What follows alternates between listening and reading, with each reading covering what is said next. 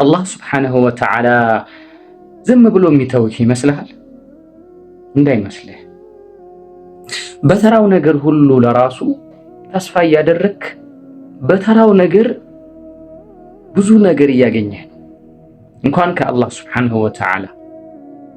በተለይ ደግሞ ለአላህ ስብሓነሁ ወተዓላ ብለህ ያንን ነገር የውስጥህ ስሜትህ እየገፋፋህ አላህ ስብሓነሁ ወተዓላ የከለከለው ነገር ነው ብለህ ከተውከው በቃ እርግጠኛ ሁን አላህ ስብሓነሁ ወተዓላ ለአንተ ጀነት ቃል እንደገባልህ በራሱ ንግግር ይናገራል።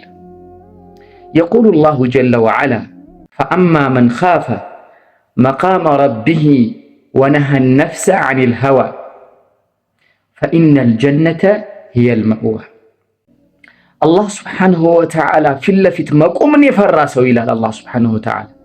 እንደገናም የውስጡን ጉትጎታ ያንን ጊዜ ያንን ቀን ፈርቶ የውስጡን ጉትጎታ ይዞት ወደኋላ አስቀርቶት የአላህ ስብሓነሁ ወተዓላን ትዕዛዝ የፈጸመ ማለት ነው። አላህ ስብሓነሁ ወተዓላ ፈኢነል ጀነተ ሂየል መእዋ ብሎሃል። ፈአብሽር ለን የንሳከ አላህ አይረሳህም።